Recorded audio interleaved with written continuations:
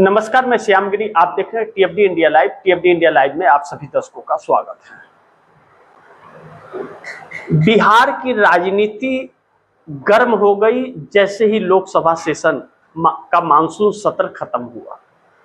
नीतीश राज्यसभा के अंदर पहली बार एंट्री मारे मानसून सत्र में, लेकिन दुर्भाग्य यह रहा कि पूरे मानसून सत्र के अंदर मोदी और शाह भागे भागे रहे।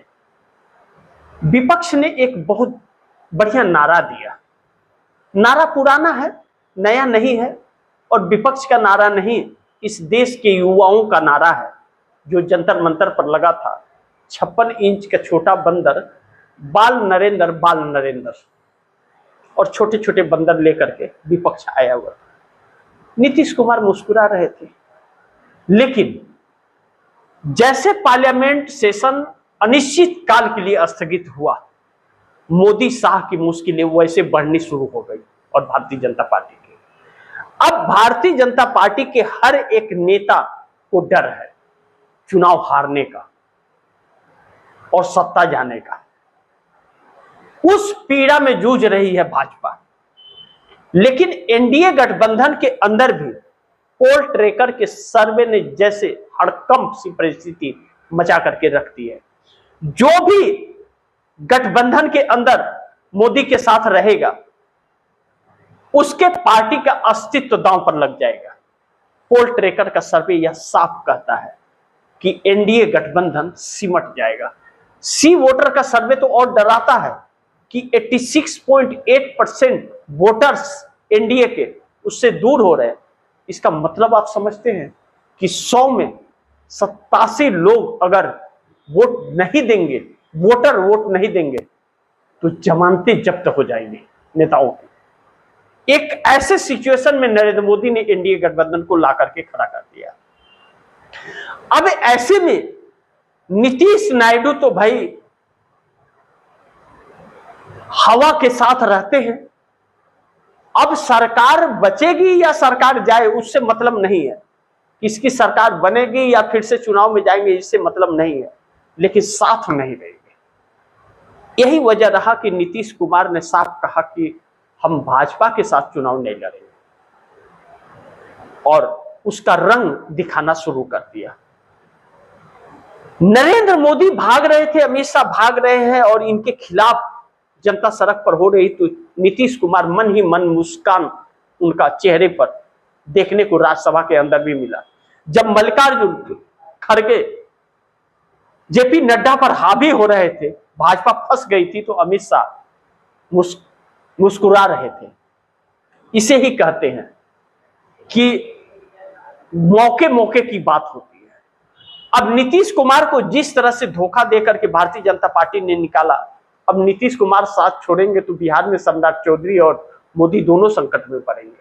3 दौर की बैठक हुई नीतीश के साथ, लेकिन सुलह नहीं हो पाया मोदी से।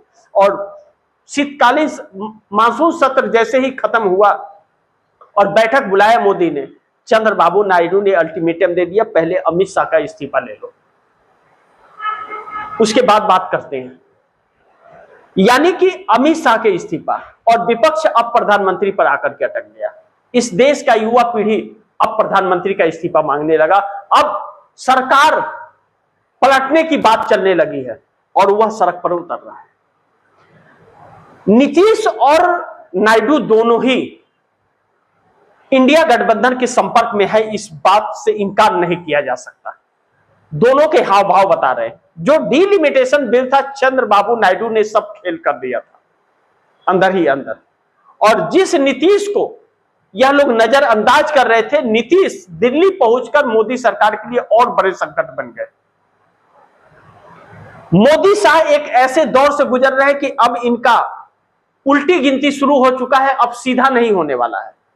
क्योंकि एनडीए गठबंधन हो या भारतीय जनता पार्टी के अंदर अब इनके ऊपर भरोसा नहीं रह गया है। इसीलिए चंद कुछ नेता ही इनके साथ खड़े हैं, बाकी सब साथ छोड़ रहे हैं।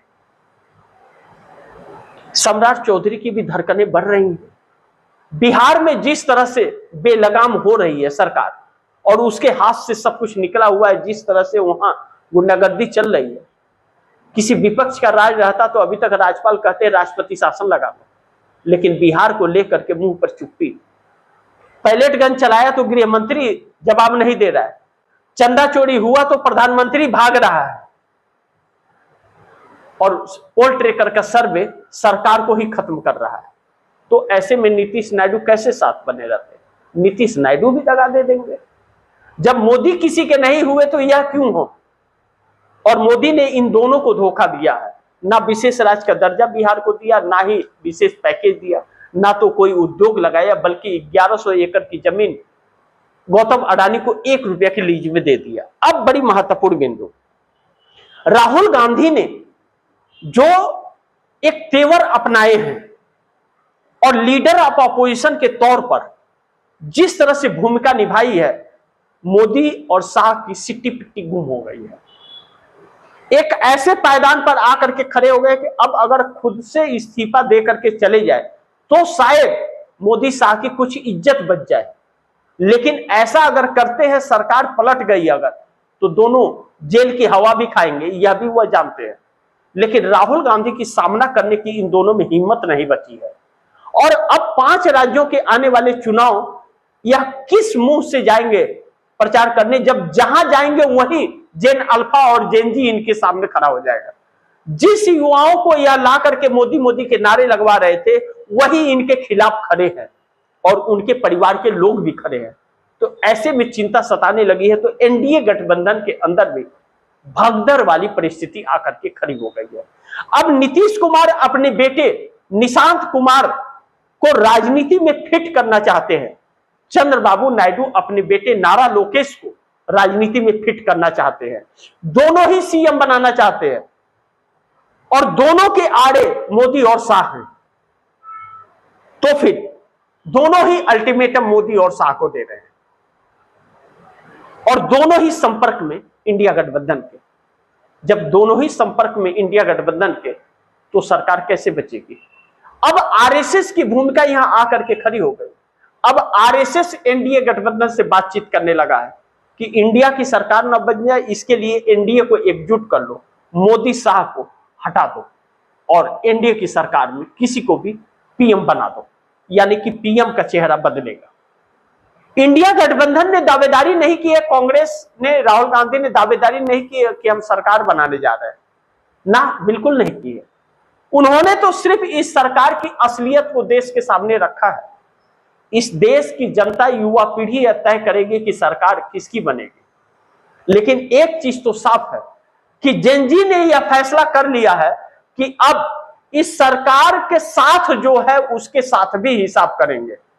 ऐसे में आरएसएस की कोशिश भी नाकाम हो रही है और नीतीश नायडू जो मुख्य अभिन्न अंग है इस सरकार के, जो है तो देश के साथ गद्दारी की इस सरकार को समर्थन देकर, लेकिन उनके लिए मुसीबत है कि अगर वह सरकार के साथ रहे तो उनका भी हिसाब होगा, क्योंकि पोल ट्रैकर का सर्वे तो इस तरफ इशारा कर ही रहा है। जब यह इशारा कर रहा है कि अब एनडीए गठबंधन का सुपड़ा साफ हो जाएगा, तो फिर नीतीश का भी होगा, नायडू का भी होगा।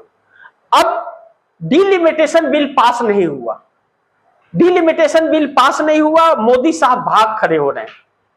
ऐसे में भारतीय जनता पार्टी जो एक उम्मीद जताई थी कि डिलिमिटेशन बिल से हम ऐसा परिसीमन करेंगे कि फिर हमारी ही सत्ता रहेगी, वह भी सपना टूट हो गया।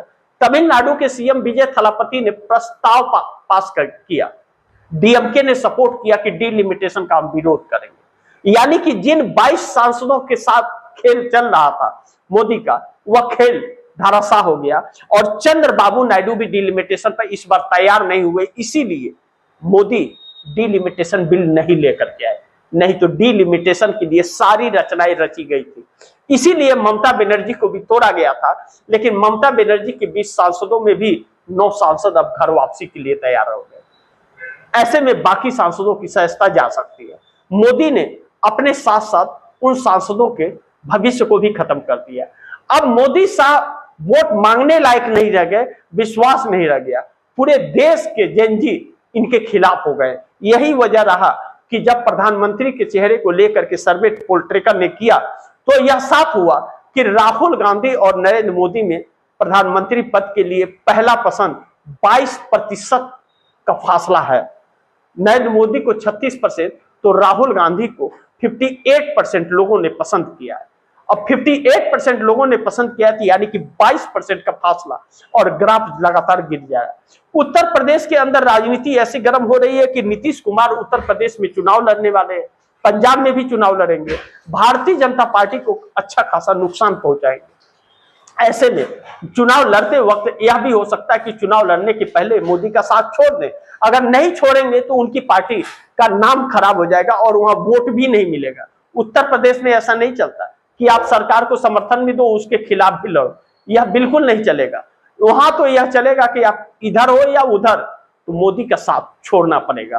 तो ऐसे में नरेंद्र मोदी के लिए देखना यह महत्वपूर्ण होगा, नीतीश नायडू पहले हटाते हैं या हटाता है आरएसएस। जाना तो तय है मोदी शाह का, अब चाहे सत्ता साथ लेकर के चले जाए या फिर खुद चले जाएं। देखना बड़ी महत्वपूर्ण होगा आगे क्या होता है। जो भी होगा खबरें आप दर्शकों तक लाता रहूंगा। आप दर्शकों की क्या राय है, क्या सुझाव है, कमेंट बॉक्स में जरूर दीजिएगा। इस खबर को ज्यादा से ज्यादा शेयर कीजिएगा, अपने दोस्तों को भी कहिएगा आगे शेयर करें। और आपने टीएफडी इंडिया लाइव को सब्सक्राइब नहीं किया तो सब्सक्राइब कर लीजिएगा, अपने दोस्तों को भी कहिएगा टीएफडी इंडिया लाइव को सब्सक्राइब करें। मिलते हैं अगली खबर के साथ, तब तक के लिए नमस्कार।